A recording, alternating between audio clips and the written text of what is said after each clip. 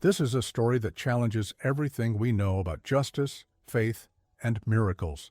The protagonist was not a saint.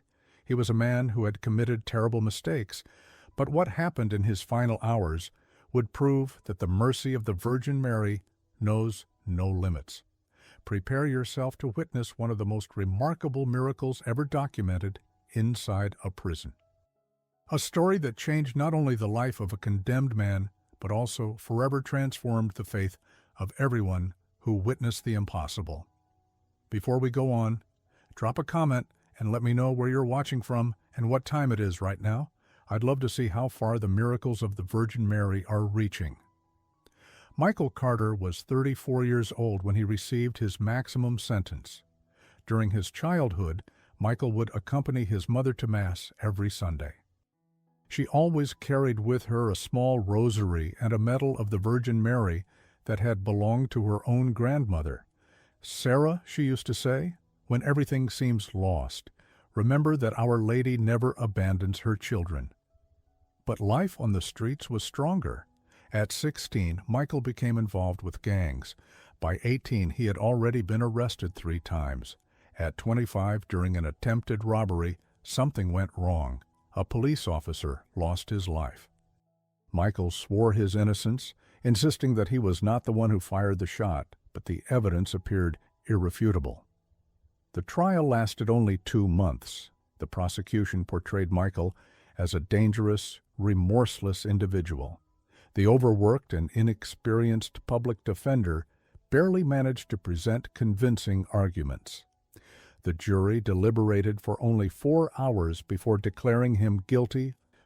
"Michael Carter," Judge Marshall said during the sentencing, "you have been found guilty of the crime against Officer Patrick O'Connor.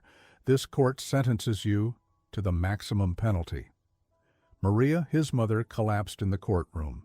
Over the 8 years that followed, she visited Michael faithfully every single week, always bringing her Virgin Mary medal and praying the rosary with him through the glass that separated them. Michael shared his cell only with his memories and a growing sense that he had been wronged, but he could not prove his innocence. During those 8 years, something began to change within him. The constant visits from his mother, always accompanied by prayers to the Virgin Mary, started to awaken again the faith he had lost on the streets.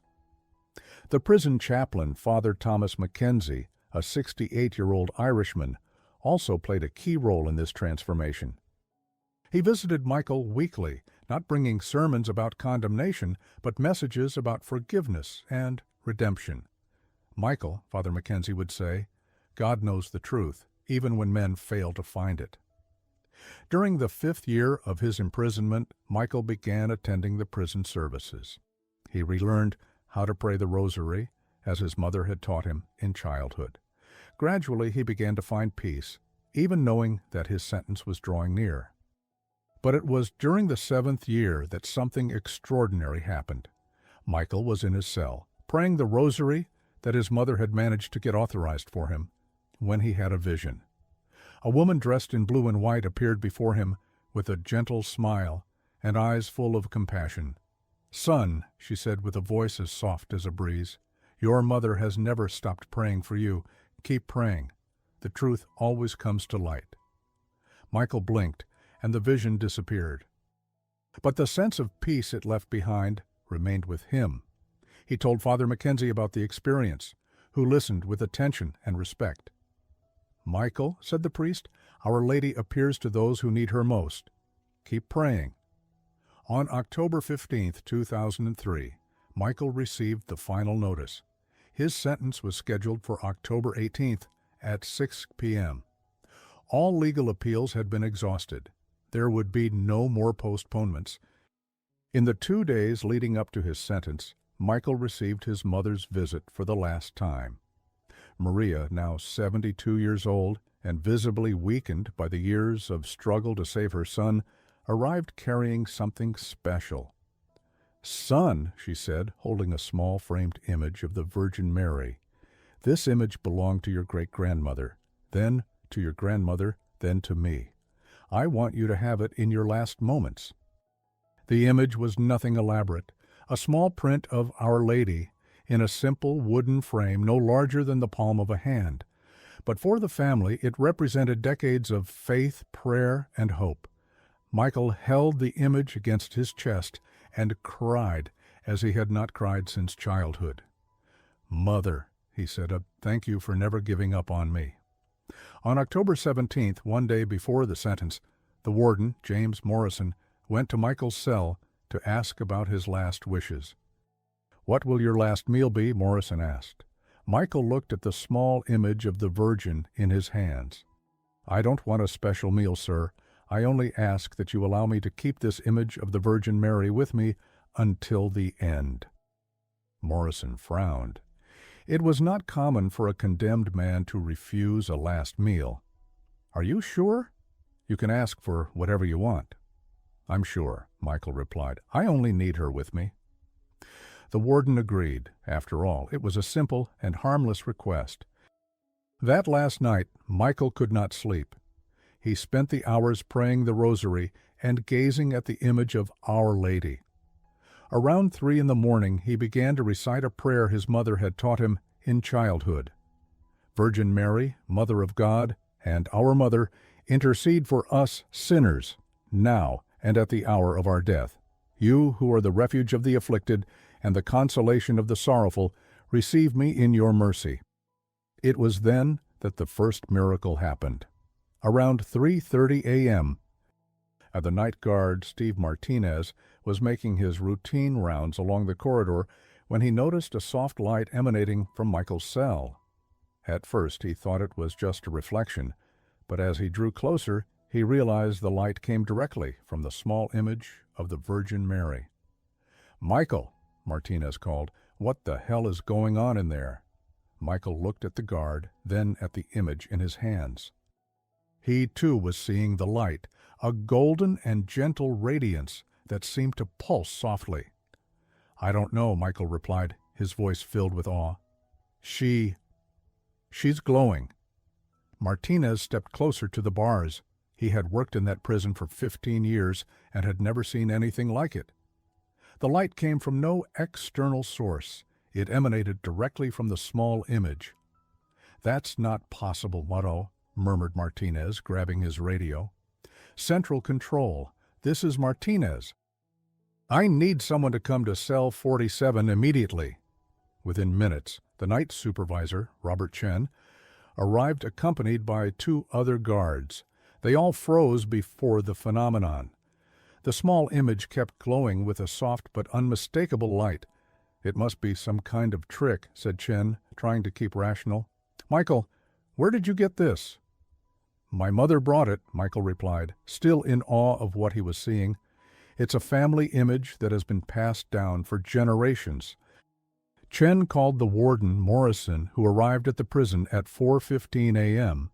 When he saw the light emanating from the image, he was left completely speechless. "Call the chaplain," Morrison ordered, "and let no one speak of this until we understand what is happening." Father Mackenzie arrived at 4:45 a.m. When he saw the image glowing in Michael's hands, he immediately knelt down. "Lord, have mercy on us," whispered the priest. "This is a sign." "A sign of what?" asked Morrison, clearly disturbed. "Our Lady is interceding," Father Mackenzie replied with conviction. "Something extraordinary is going to happen." On the morning of October 18th, the day of the sentence's fulfillment, news about the shining image of the Virgin Mary had spread among the staff. Some guards were requesting to be transferred to other sectors, fearful of the supernatural. Others, out of curiosity, found excuses to pass through the corridor. Around 10 a.m., something even more extraordinary happened.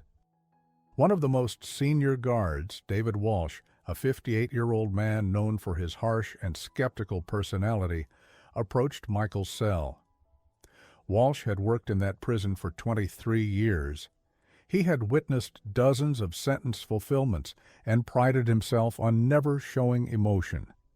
But when Walsh looked at the image of the Virgin Mary in Michael's hands, something happened that changed his life forever. He began trembling uncontrollably and collapsed to his knees on the cold floor of the corridor. "I can't any more," Walsh cried out, tears streaming down his hardened face. "I can't carry this weight any longer." Michael and the other guards were shocked. Walsh was known for never showing weakness or emotion. "What's going on, Walsh?" asked Morrison, who had come running after hearing the screams. "I lied!" shouted Walsh, sobbing uncontrollably. "I lied at the trial. Michael is not guilty." The silence that followed was deafening. Morrison felt his legs grow weak. "What are you talking about?" asked the warden. Walsh kept crying, his words coming out between sobs. "I was there that night. I saw everything. It was Tommy Rodriguez, not Michael. But Tommy was a police informant, and Detective Harris paid me to lie at the trial." Michael clutched the image of the Virgin to his chest, barely able to believe what he was hearing. "I carried this lie for 8 years," Walsh continued. "Every day I thought of his mother's face in the courtroom. But I was afraid of what Harris would do to me if I told the truth." Morrison immediately called the prosecution and the defense. Walsh's confession, witnessed by several prison staff members, was enough to immediately halt the sentence. At 11:30 a.m. on October 18th, Michael's sentence was officially suspended. Walsh's confession triggered a full investigation into Michael's case. Detective Richard Harris, already retired, was interrogated and ended up confirming the corruption scheme that had led to Michael's wrongful conviction. Tommy Rodriguez, the real culprit, had died 3 years earlier in another state. But the evidence that had been suppressed during the original trial was finally brought to light. The prosecution, faced with undeniable evidence of police misconduct and perjury, had no choice but to drop all charges against Michael.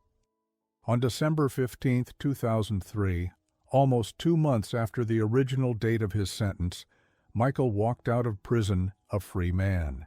His mother, Maria, was waiting outside the gates, holding the same Virgin Mary medal she had carried during all those years of vigil and prayer. "Our Lady never abandoned you, my son," she said, embracing the son who had been returned to her by a miracle. Michael's story quickly spread, not only because of the injustice he had suffered, but mainly because of the miracles that preceded his release. The small image of the Virgin Mary, which had shone on that last night in prison, was examined by experts. They found no scientific explanation for the light that had emanated from it. The image of Our Lady was exactly what it appeared to be, a simple wooden religious image. Michael used the compensation he received from the state to create a foundation dedicated to helping other prisoners who had been wrongfully convicted. Father Mackenzie, who had accompanied Michael throughout his entire journey, said this was the most powerful miracle of Mary he had ever witnessed in his 40 years of priesthood. "Our Lady came into a prison," he said in a later interview, "to save not only Michael, but also the soul of David Walsh. She turned pain into redemption, lies into truth, and despair into hope." Maria lived to see her son get married and have 2 children. She passed away in 2010, at the age of 79, holding the same Virgin Mary medal she had carried with her throughout her life. The small image of the Virgin Mary that had shone that night is now kept on a special altar in Michael's home. He looks at it every day and remembers the night when Our Lady interceded for him in such a powerful way that it transformed hearts of stone. This story reminds us that the mercy of the Virgin Mary knows no walls, no bars, and no sentences. She intercedes especially for those who need it the most, for those whom the world had already abandoned. The miracle of the Virgin Mary was not only that Michael was set free. The true miracle was how the intercession of Our Lady transformed everyone involved, from the guard who found the courage to tell the truth to the prison warden who witnessed the power of faith. If this story of the miracle of the Virgin Mary has touched your heart, share it with your loved ones. May it inspire us never to give up on prayer, even when everything seems lost. Our Lady never abandons her children. No matter how dark the night may be, the light of her mercy can always shine through it. Subscribe to our channel for more inspiring stories about the miracles of the Virgin Mary. And remember, when everything seems impossible, bring your pleas to the feet of Our Lady. She is always listening,